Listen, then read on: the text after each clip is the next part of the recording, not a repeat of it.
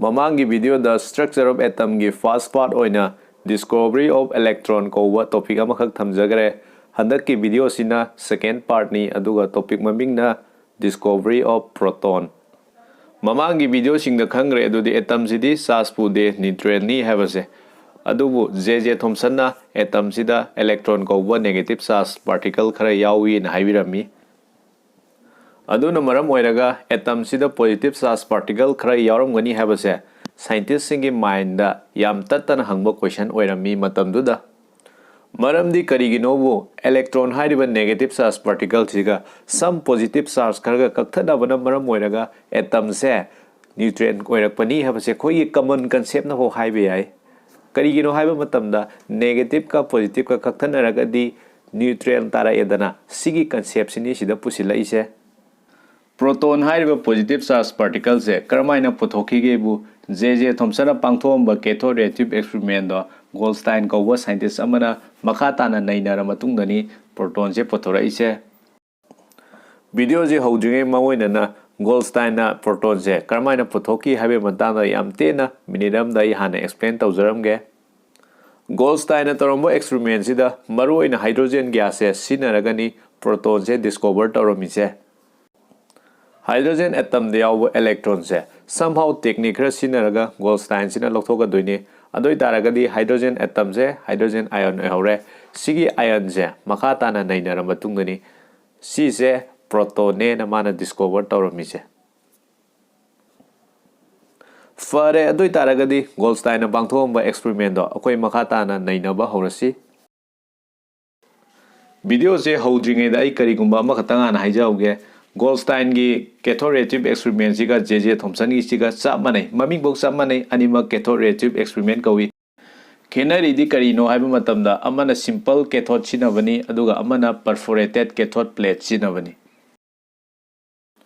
sida mana sinariba perforated cathode plate se yamaru oi si sinabana maram oiragani proton pothokibagi lambi ma yala ise experiment gi setup singje hanamta explain tawjaramge sida urise discharge tube ne aduga matakta palisina vacuum pump sigi mathau sina karinebu tube manung di yawba gas sing se ayamba loi lauthoga yamna nemba pressure amada thamgadoine tube manung se makhada uriba battery se battery macha masunate high voltage battery ni battery sigi positive terminal gi samba electrode sina anode kawi aduga negative terminal gi samba electrode sina cathode kawi aduga switch kidi khangamani dot namagana on namdragana off sigidi yam laire mayam loi khangna lairo poni experiment je pangthokpa horokpa matamda some strange oiba behavior khara thengnarami sigi experiment je cathode ray tube experiment ena cathode ray observe tawba ngamami J.J. Thomson na phangamba result du maina aduga cathode ray se nataba atopa ray ma thokpagi khudam je mana phangami khudam je kamaina phangge kansida perforated cathode plate sigi maning da laiba glass se sida mangana ma thokpa thengnarami sigi manga sina thoi se karino hai kansida anode tagi cathode rom da ray ama satli heba se sina takpani adudagi mana sigi ray sigi maming se anode ray na tholami asina takpadi cathode ray tube experiment sida ray makhal ani thoi habani cathode ray kauba ray ama aduga anode ray kauba ray amaga Anode se karino form torokpono haibase khangma ngamnabai damakta J.J. Thomson pangthomba test tugumba test kya manasu torami ahan bamagi test ki result da anode se anode tagi cathode da satli na phangami si je karmaina phangge matamda ngasai switch on tawba matamda cathode side ki glass maning je ngalakhibido si sina takpani aina ngasai mamangda su haijagarabani sida torokadawi testing che J.J. Thomson toromba testing duga chamane ani suba test ta anode ray se straight line na travel tawe je khangma ngamna bai damakta object ama pusilaga yenge matamdu da tube maning da laiba screen se sida mami taba thengnei sina takpadi anode ray si su straight line da travel tawe habane ahum suba test na cathode sigi maning da free wheel ama pusile free wheel habadi pankha habani matam sida pankha se ungba thengnei pankha se ungi se kari gino haina yenguragadi anode ray se particles na thon mani habi ai maram di kai gino khanda anode ray da yauri particle sing duna pankha sida thongwai raga pankha se ungmane se sigi test sina taini mari suba test na negative charge plate ama pusilaga yenge matam sida anode ray se negative charge plate tamna chingsinba ui asina takpadi anode ray se positive charge pui habane aduna positive charge oibaduna bu negative plate tamna chingsinba khoina urine hojik phawda khoina khangma ngamise anode ray se hek yengma ganda light ma jaragasu light nate madi positive charge particles ne khoina khangma ngami fare doi taragadi hojik anode ray se karmaina form toraki habado adu mu yengsi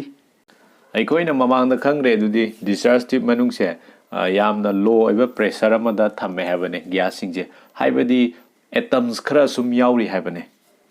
sida uriba atom singse cathode ray sina thongaiba matamda cathode ray habadi beams of electrons habane koina mamangi video dagi khangre electron sing sina thongaiba matamda atom sing sida yoramba atopa extra electron khara su paitho hale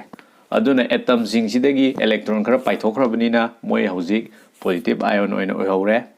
aduna maram oiraga discharge tube manung sida positive ion mayam yaure aikoina khange dudi cathode chidi negative charge plate ne negative charge plate haibasidi positive charge singsin batabane aduna maram oiraga positive ion singse loi singsille adubu ion singsidi momentum amaga loinaraga pairakpanina cathode plate sina faba ngamawdabadagi cathode plate te yauriba ahoba singsida fawdoga sakhraga glass sigi maningda thomgaire aduna maram oiragani khoina glass sigi maningda mangal ama thokpa thengnei harise amaromda anode ray se cathode plate ki ahoba sida phawraga chatlena canals ray haina su khangnei sumnani goldstein anode ray se positive charge particle na form tawina explain tawiramise hojik mu manga suba test si matang sida mu yengsi manga suba test sida di mana gas se makhal hapaga yenge haibadi oxygen amu half boron amu half nitrogen amu half tawraga aduga experiment se mana observe tawraga yengma matamda anode ray sigi behavior singse amata manadeba haibadi oxygen happa matamda thorokpa anode ray sigi behavior ga nitrogen happa matamda thorokpa anode ray dugi behavior duga ani se manade asina takpadi anode ray sigi behavior se discharge tube manung di yauriba gas to depend tawi na takpane asiji kari maram gino haiba matamda oxygen hapagana oxygen ion thore nitrogen hapagana nitrogen ion thore aduga moigi ion singjigi masu manadre adugi mathakta charge singsu manadre aduna maram oiraga moidegi thorokpa anode ray singse moigi behavior khenabani matam sidai sida anode ray se positive charge particle na sarakpane haiba simdi khange aduba sigi positive charge particle sibu amuk saraiba khwaidagi pikpa positive charge to adudo oxygen natraga topa gas kya sizinabana matamduda pothokpa ngamamde adubu mana mamai thangna hydrogen gas se sinai duga hydrogen gas se sinaba matamda thorokpa anode ray do mana nainaraga holaga yengma matamda khwaidagi pikpa positive charge particle oirami sije mana mamai thangda proton nine maming tholami khoina jo hana dei khangi duni hydrogen atom di proton amaga electron amaga ne yawse adoi taragadi electron se lokthokki taragadi proton khatele maurani sigi condition jine sida pal aise last asida khangjin gadawa amana atopa gas kya sinarba matung thorokpa anode ray se positive ion na thon mani adubu hydrogen gas sinaba matam da thorokpa anode ray se siju positive ion ni tawadabu sigi positive ion je karamba positive ion no hai matam da khwaidagi pikpa positive ion haibadi proton sini discovery of proton is ngasigi di matang asai sida losinjarage mayamna nungsibiduna YouTube channel asibu like comment share amadi subscribe tawiduna mateng pangbiu